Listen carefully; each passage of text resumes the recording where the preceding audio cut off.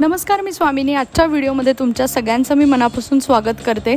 आज आपण अतिशय सिंपल बॉर्डर डिझाईन्स बघणार आहोत। या बॉर्डर डिझाईन्स तुम्ही तुमच्या क्लास प्रोजेक्ट्समध्ये तुम्हाला जर ग्रीटिंग कार्ड करायचं असेल किंवा जस्ट तुमचा वीकेंड तुम्हाला क्रिएटिव्ह पद्धतीने घालवायचा असेल तर तुम्ही हे बॉर्डर डिझाईन्स काढू शकता आणि खूप छान पद्धतीने असं तुमचं कुठलंही आर्टवर्क जे आहे ते तुम्ही खूप छान असं डेकोरेट करू शकता। तर सगळ्यात आधी मी हॉरिझॉन्टल लाईन्स काढून घेतलेल्या आहेत ठराविक अंतरावर आणि या पॉइंटेड पेटल्स मी आधी काढून घेणार आहे एका लाईनीत। त्याच्यानंतर डाव्या बाजूला मी अशी एक कर्व लाईन काढून घेणार आहे आणि आपण एक अर्ध फूल तयार करणार आहोत आणि त्याच्यासाठी मी एक छोटंसं सेमी सर्कल आधी सेंटरला काढलेलं आहे आणि 5 राउंडेड पेटल्स काढले आहेत आणि मध्ये जी गॅप आहे त्याच्यामध्ये मी छोटे सर्कल्स काढलेत आणि जी व्हाईट स्पेस आहे ती ब्लॅक कलरने आपण फिल करणार आहोत आणि अशा पद्धतीने ही फ्लोरल बॉर्डर डिझाईन तयार झालेली आहे। दुसऱ्या बॉर्डर डिझाईनसाठी आपण 2 कॉम्बिनेशन्स वापरणार आहोत, एक म्हणजे राउंडेड पेटल आणि एक पॉइंटेड पेटल। आतल्या बाजूने मी बाउंड्री करून घेणार आहे राउंडेड पेटलला आणि पॉइंटेड पेटलला फक्त डाव्या बाजूला मी अशी एक कर्व लाईन काढून घेणार आहे। राउंडेड पेटलमध्ये मी 2 भाग करून उजव्या बाजूला अशा तिरक्या लाईन्स काढून घेतल्या आहेत आणि डाव्या बाजूला एक डॉट आणि एक छोटी लाईन अशी काढली आहे।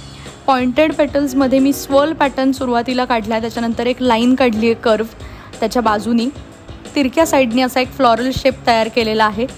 त्याच्यानंतर तिसऱ्या बॉर्डर डिझाईनसाठी आपण 3 पॅटर्न्स एकत्र करणार आहोत, ते म्हणजे ट्रँगल, स्वर्ल आणि पॉइंटेड पेटल्स। स्वर्ल हा जो शेप आहे हा जास्त प्रमाणात मंडाला डिझाईनमध्ये वापरला जातो आणि संस्कार भारती जी रांगोळी असते त्यामध्ये सुद्धा हे डिझाईन वापरलं जातं।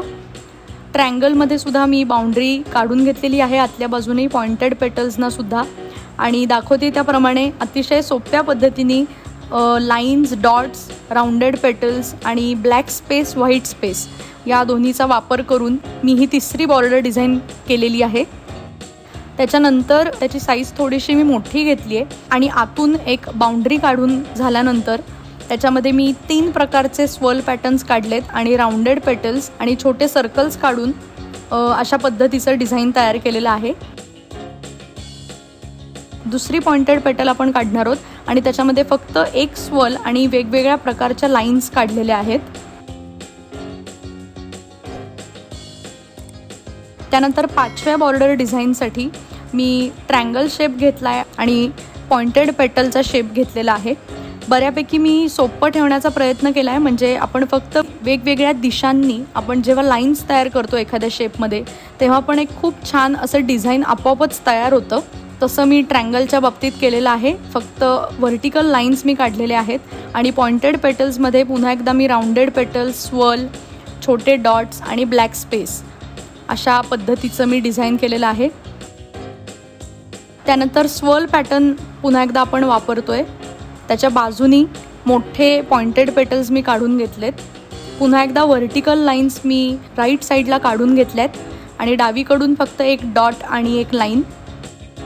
स्वर्ल पॅटर्नच्या उजव्या बाजूला एक छोटासा सर्कलसुद्धा मी काढलेला आहे आणि तो ब्लॅक स्पेसनी भरला आहे। त्याच्यानंतर पुन्हा एकदा ट्रँगल शेपच घेतला आहे, पण त्याची जी राईट साईड आहे ती स्वर्ल पॅटर्ननी मी एंड करते आणि पुन्हा व्हर्टिकल लाईन्स काढलेल्या आहेत आणि अशा पद्धतीने खूप सिंपल पण दिसायला खूप डेकोरेटिव्ह आणि अट्रॅक्टिव्ह अशा बॉर्डर डिझाईन्स आपल्या तयार झालेल्या आहेत। आजचा व्हिडिओ तुम्हाला कसा वाटला हे मला कमेंट करून नक्की सांगा।